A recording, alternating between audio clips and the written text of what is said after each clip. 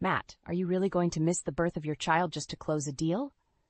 Deal's worth more than you're ever going to be, Stacy, Matt replied, his voice cold and detached as he fixed his tie. I stared at him, a lump forming in my throat. How did we get to this point? At 36 weeks pregnant and on maternity leave, I had slowly become accustomed to Matt's increasing absence.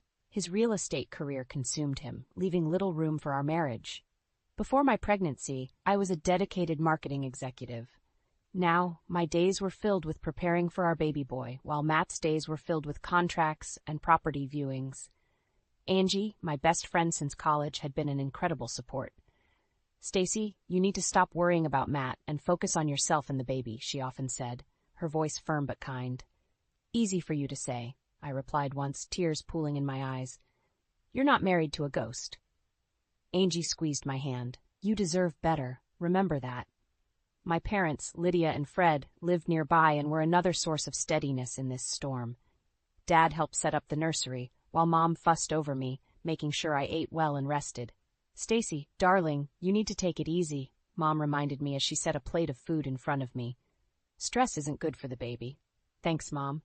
I forced a smile, eyes darting to my phone, hoping irrationally for a message from Matt. But there was nothing. Days turned into nights, and Matt's empty promises became a grim routine. He'd drag himself home late, reeking of deals and desperation. Busy night? I asked one evening when he finally stumbled in. Don't start, Stacy. I closed a huge deal today, he snapped, barely glancing at me. The tension grew, but I clung to hope that the birth of our child would bring him back to us. One late afternoon, while resting on the couch, the door clicked open. Hey, Matt, I began, only for my words to trail off as Angie walked in. Matt's not here? I shook my head. Out with clients again. She sighed deeply. Come on, let's get you out for a walk. Clear your head. We strolled slowly down our tree-lined street, Angie chatting about her latest project at work. The normalcy of it was a balm, if only temporary. Back home, I shuffled through the nursery, adjusting tiny socks and folding baby clothes. The car arrived, signaling Matt's return. Matt, can we talk? I began quietly. Not now, Stacy, he murmured, eyes glued to his phone. I bit my lip, fighting the urge to scream. How long could this continue? I placed a hand on my belly, feeling a tiny kick. Soon, I reminded myself. As the days passed, one question haunted me. Could Matt be the father our son needed? Mom, what am I going to do? I found myself asking during another quiet dinner. One step at a time, Stacy, she replied gently. We'll be here for you, no matter what. Matt's phone buzzed with another urgent message, and he picked up without hesitation. I glanced at him, heart heavy. The baby kicked again, a fierce reminder of the life about to change. Matt, I tried again, voice trembling, please be here when I need you, when our son needs you. He looked up briefly, a flicker of something in his eyes before it vanished. I'll do my best, Stacy. But his best, I feared, wouldn't be enough. The pain hit suddenly, sharp and twisting. I doubled over, gripping the kitchen counter. Mom, I cried out, struggling to catch my breath. My phone buzzed incessantly with texts from Matt. Without even looking, I knew he wasn't coming. Stacy, what's wrong? Mom rushed in, panic in her eyes. I think it's time, I panted. Mom grabbed the hospital bag, guiding me to the car as Dad fired up the engine. Hang in there, sweetie. We're almost there, Dad reassured me. We made it to the hospital, nurses swiftly taking charge. I clutched Mom's hand as we moved down the brightly lit corridors. Call Matt, I gasped between contractions. I've called him 5 times, Mom said, worry etched on her face. He's not answering. Hours felt like days as the contractions grew stronger. The hospital room blurred, white walls closing in. You're doing great, Stacy, Mom cooed, wiping my forehead. With every push, all I could think about was Matt not being here, about him treating our child as less important than his precious deals.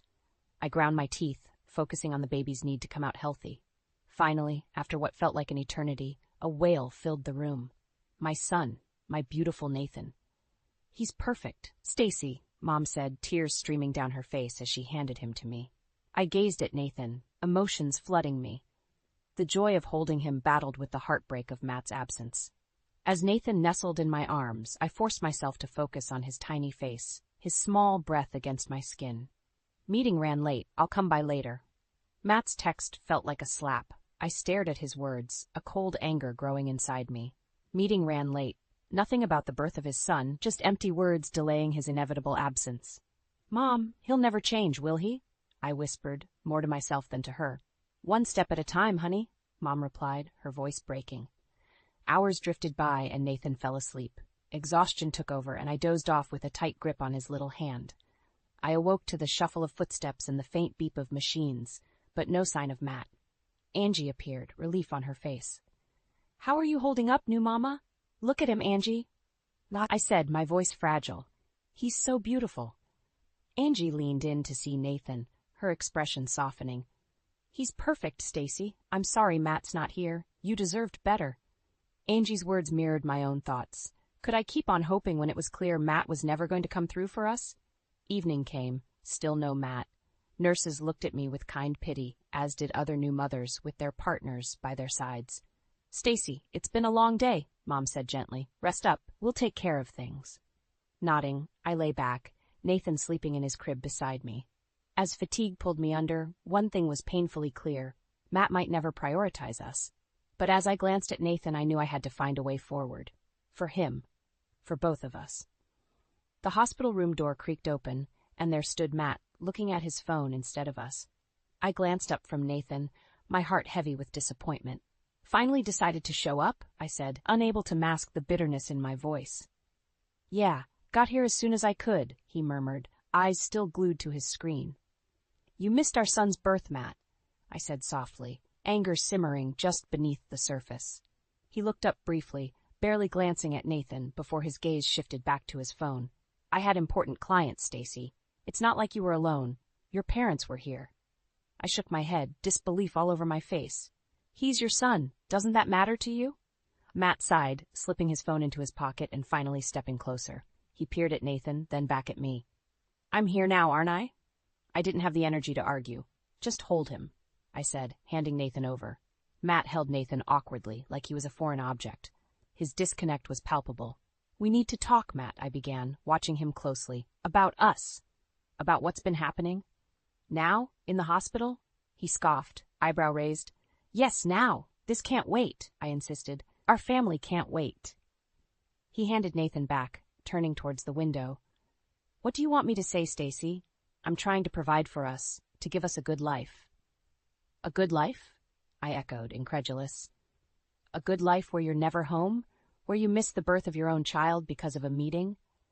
"You knew what you were marrying into," he snapped, finally locking eyes with me. "I told you my career was demanding." "But I didn't sign up for this neglect," I countered, keeping my voice steady. "You were different before. Where did that man go?" "People change, Stacy. This is who I am now. Deal with it." Tears burned at the edges of my eyes, but I refused to let them fall. "What about Nathan? What kind of father will you be to him?" "I'll provide for him. Isn't that what matters?" he said coldly. Mom re-entered the room, sensing the tension. "Everything okay here?" "Fine, Mom," I replied, forcing a smile. "Just talking." Matt pulled out his phone again, an unmistakable signal that the conversation was over for him. "I have to head back to the office. I'll check in later." And just like that, he was gone. A few days later, I was discharged. As we arrived home, Matt was nowhere to be found. Instead, my parents were there, ready to help with Nathan's adjustment. "Welcome home," they exclaimed, bringing a small moment of joy.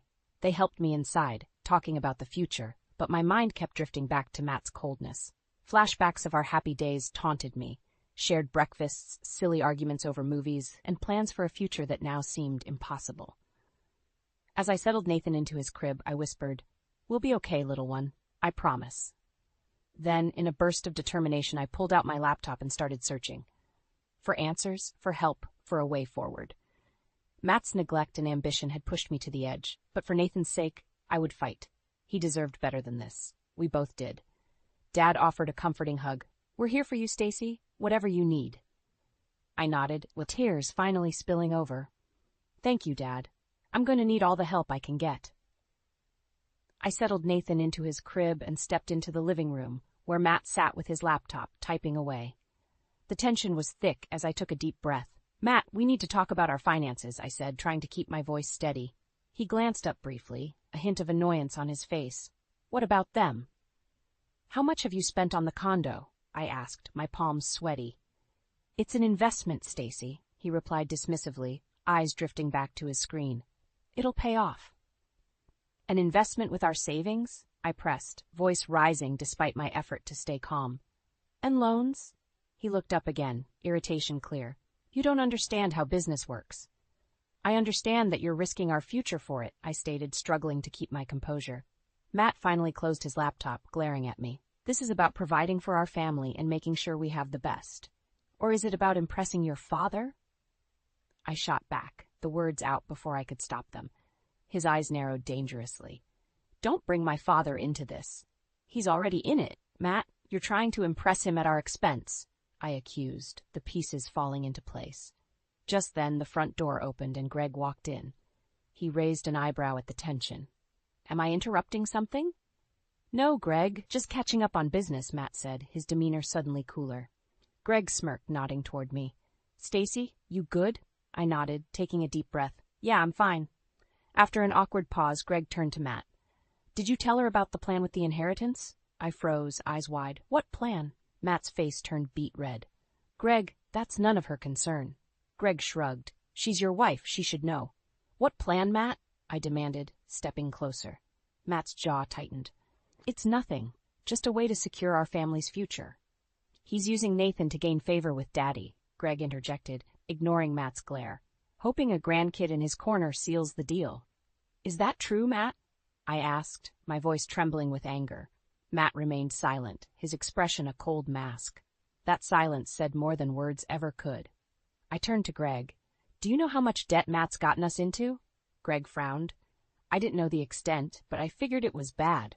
It's worse than you think, I murmured, feeling the weight of our situation. Good to know where your priorities are, Matt, Greg said disdainfully. I always knew you were a piece of work, but this? Using your kid? Matt snapped. Mind your own business, Greg. Greg shrugged, just looking out for Stacy and Nathan here. Unlike some people. Exhausted and overwhelmed, I turned to Matt. We're done, Matt. I can't do this anymore. Stacy, don't be dramatic, he scoffed. We're just going through a rough patch. I shook my head, tears streaming down my face. This isn't a rough patch. It's our life, and you've ruined it.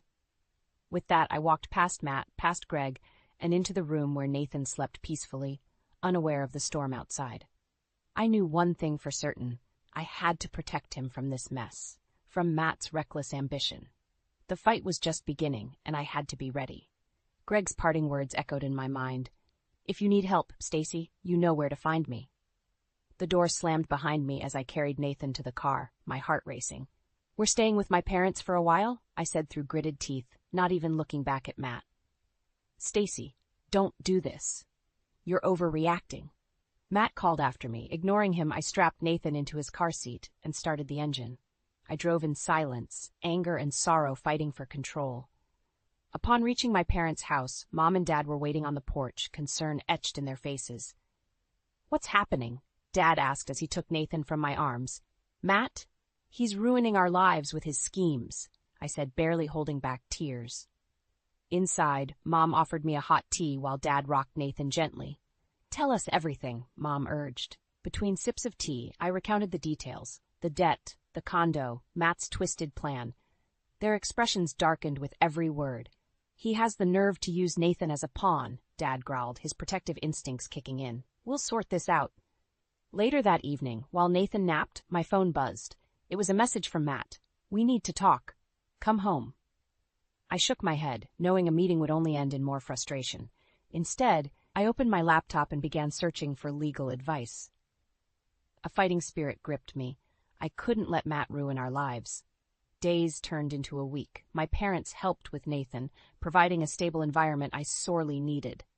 Meanwhile, I met with several lawyers, finally retaining a fierce one who assured me I'd have a fighting chance.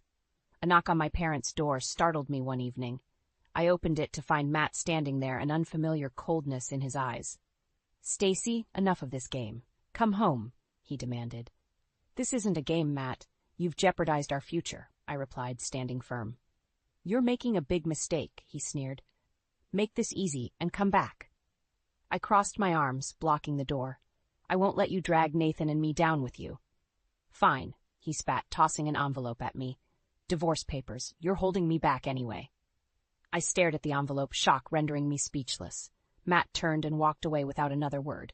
Mom came to stand beside me, her presence grounding me. What did he want? He's divorcing me, I whispered, the weight of the words crushing. Mom hugged me tight. We'll get through this, Stacy, together. Returning inside, I flipped through the papers. Anger welled up.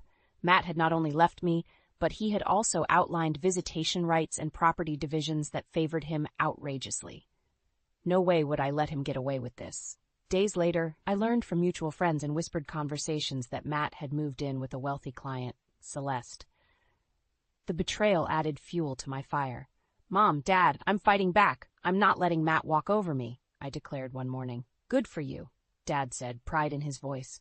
Angie also stepped up, offering support. You've got this, Stacy. Nathan deserves better, and so do you. Preparations began in earnest. My lawyer gathered evidence of Matt's neglect and financial recklessness. Greg's surprising support came as an unexpected boon. He hated Matt's tactics as much as I did.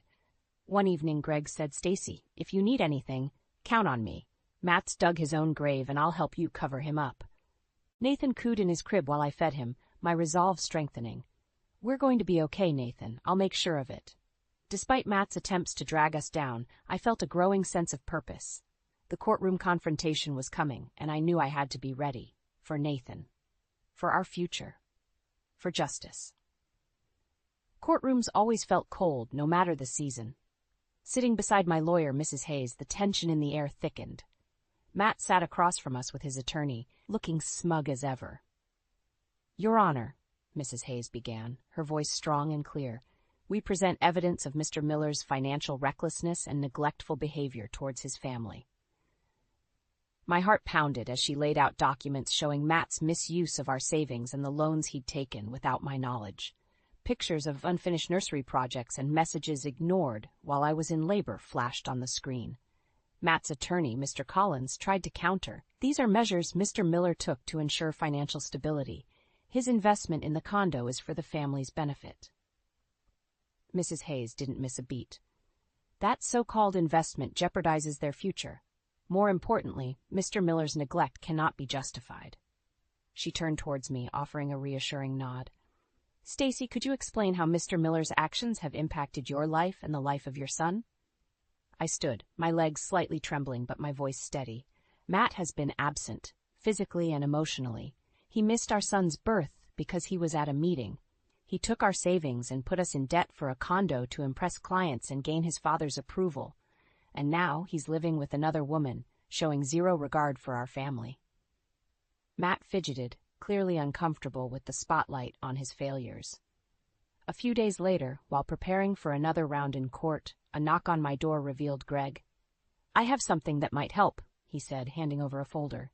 I opened it to find emails and text messages, proof of Matt's deceit and manipulation. That deal with Celeste, the financial strain, it's all here, Greg said. Use it. The next day in court, Mrs. Hayes presented Greg's evidence. Your Honor, these documents show Mr. Miller's manipulation of his own wife and his financial recklessness. Matt's face drained of color as every dirty detail was laid bare before the judge. As court recessed, I overheard Matt arguing with Celeste on a phone call. I did this for us. You knew what this was. He barked, but the line went dead. Celeste had hung up on him. His relationship with her crumbling was a small but satisfying vindication. Back in session, Matt was forced to admit his failings under cross-examination. His facade was crumbling, and the courtroom could see it. Finally, the judge spoke, her voice firm and decisive. Given the evidence presented, it is clear that Mr. Miller's actions were detrimental to the family's welfare. Full custody of Nathan Miller is awarded to Stacy Miller. Mr. Miller is required to sell the condo to settle debts and provide appropriate financial support to Stacy Miller and their son. A weight lifted off my shoulders. Relief washed over me as I hugged Mrs. Hayes, tears of gratitude streaming down my face. Matt looked utterly defeated, his once certain arrogance replaced by a grim realization of his downfall. Walking out of the courtroom, I felt a new strength within me. I clutched Nathan close, knowing the fight had been worth it. Stacy, you did it, Mom said, embracing me outside the courthouse. We did it, I corrected, looking at my family and friends who stood by me. Greg approached with a small smile. Told you could count on me. Thank you, Greg, I said sincerely. As the crowd thinned, Angie squeezed my hand. What's next, Stacy? I looked at Nathan, then back at her. We start fresh, build a new life, one step at a time. We walked away from the courthouse, the future suddenly filled with possibilities. For Nathan. For me. For a new beginning without Matt's shadow looming over us. It was time to rebuild, stronger and wiser, ready to face whatever came next. Sitting in the courtroom once more was nerve-wracking, but I held my head high. This was the final showdown. Matt sat across from me, eyes cold and resentful. His facade of control was slipping, and everyone could see it. The judge's gavel came down, calling the court to order. Mrs. Hayes stood up, ready for battle. Your Honor, today we present further evidence showing Mr. Miller's ongoing neglect and financial irresponsibility. She displayed bank statements and documents highlighting the depths of Matt's financial mess. Each piece of evidence painted a damning picture of his recklessness. Matt's lawyer, Mr. Collins, tried to object. Your Honor, these were extreme measures taken to secure a better future for the family. The judge silenced him with a raised hand. Continue, Mrs. Hayes. She nodded and gestured toward Greg, who took the stand. Greg Miller, could you tell the court what you know about your brother's actions? Greg cleared his throat. Matt was always trying to impress our father. He used Stacy and Nathan to get ahead, using family money recklessly. He even tried manipulating Celeste, but that backfired. I watched Matt squirm, trying to maintain his composure, but failing. Mrs. Hayes pressed on. And what did you do when you discovered this? I gave Stacy the evidence to show how deceitful and irresponsible Matt has been, Greg answered. Matt shot Greg a venomous look. You've always been jealous. This is all about making me look bad. Greg's face remained impassive. No, Matt. This is about doing what's right. The judge leaned forward, her expression stern. Mr. Naff Miller, it's evident from the testimonies and evidence that your actions have been detrimental to your family. Stacy has shown great resilience, and it's clear she prioritizes Nathan's well-being. Therefore, I will uphold my previous ruling. Full custody remains with Stacy, and you will comply with all financial obligations. I exhaled, relief washing over me. Matt looked shattered as the realization of his defeat set in. As we exited the courtroom, he approached me one last time. Stacy, you don't have to do this. We can work something out. I shook my head firmly. You had your chances, Matt. This is what's best for Nathan. His eyes narrowed, revealing his vile nature once more. You'll regret this. I met his gaze head on. No, Matt. You're the one who'll regret losing us. Outside the courthouse, Angie met me with a tight hug. It's finally over. Yes, it is, I said, feeling a sense of peace for the first time in months. Mom and Dad joined us, their pride evident. We knew you could do it, Dad said, his voice filled with emotion. Greg approached, an awkward smile on his face. I'm just glad I could help. You did more than that, Greg, I said, giving him a grateful hug. Thank you. He nodded, stepping back to let me have my moment with Nathan. Holding my son close, I whispered, We did it, little one. We're free. As the days passed, Matt's financial situation worsened. He was forced to sell the condo, and his relationship with Celeste dissolved entirely. His professional reputation crumbled, and he was left grappling with the mess he'd created. Meanwhile, I focused on the future.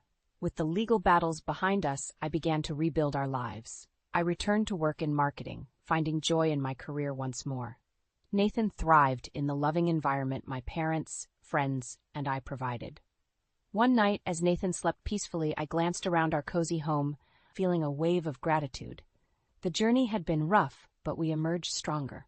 Karma had served its due course, and now it was time to embrace the new horizons ahead. I promised myself and Nathan that we'd face whatever came next with courage, resilience, and hope. The storm had passed, and we were ready to bask in the sunlight of new beginnings. Balancing work and motherhood proved challenging, yet rewarding. Every morning started with Nathan's cheerful giggles, a sound that fueled my day. I'd drop him off at Mom and Dad's, knowing he was in good hands, before heading to the office. Morning, Stacy, Angie said, greeting me with a warm smile as I walked in. Morning. Ready for the big presentation? I asked, feeling the familiar rush of excitement. Absolutely. Let's knock it out of the park, she replied, sharing my enthusiasm. Work offered a much-needed sense of normalcy and purpose. I threw myself into projects determined to showcase my skills and rebuild my career. My team rallied around me, respecting the balance I struck between being a professional and a mother. Back at home, evenings were filled with laughter and warmth. Nathan took his first steps, and I celebrated every milestone with my parents. Life started feeling like a new kind of normal. One evening, while feeding Nathan, my phone buzzed. A text from Greg. "Can we meet? Need to discuss something important." Curious but cautious, I agreed. We met at a local cafe where Greg's expression was serious. "Stacy, there's something you need to know," he began, his tone grave. "Matt's been trying to undermine you at the office, spreading lies to our father, hoping to turn him against you." My heart clenched. "Why won't he just leave us alone?" "Because he can't stand losing," Greg replied. "But listen, I've got an idea. There's still money involved from Dad's business, and I want to make sure Matt doesn't get his hands on it." I nodded, desperate to protect Nathan's future. "What do you need from me?" "Just your support. Together, we can redirect Dad's investments to benefit Nathan." "It's what he would have wanted," Greg explained. It was risky, but I trusted Greg. "All right, let's do this." Over the next few weeks, Greg and I worked tirelessly to secure the investments. We presented our case to his father, backed by evidence of Matt's manipulations. The old man listened, eventually agreeing to our plan. Matt's downfall continued. His schemes backfired, and he was left to grapple with the repercussions. Meanwhile, Greg and I ensured that Nathan's future was secure. One day, while playing with Nathan at the park, I felt a deep sense of peace. Angie joined us, watching Nathan toddle around with a grin on her face. "How's it feel to finally have everything sorted?" she asked. "Honestly, it's freeing," I responded, watching my son's joyful expression. "I didn't think we'd get here." Angie patted my shoulder. "You're stronger than you ever knew." As the days passed, Matt's presence in our lives faded. He struggled to find stability, his once promising career in shambles. Karma had come full circle, and he was forced to face the consequences of his actions. Meanwhile, I thrived. My career flourished, and Nathan grew up in a loving, supportive environment. We weren't just surviving, we were thriving, building a future full of hope and promise. In a final gesture of gratitude, I decided to help Greg. His loyalty and support had been invaluable. Redirecting some of the investments to aid his startup, I ensured that Matt's former schemes benefited someone who truly deserved it. One evening, as the sun set, I sat on the porch with Nathan in my lap, feeling a deep sense of contentment. I had fought hard, and it had paid off. The future looked bright, and I was ready for whatever came next. Looking at the horizon, I whispered, "We've come a long way, little one. This is just the beginning." Nathan giggled, and I smiled, filled with hope and confidence. We were ready to embrace our new horizons together, stronger than ever.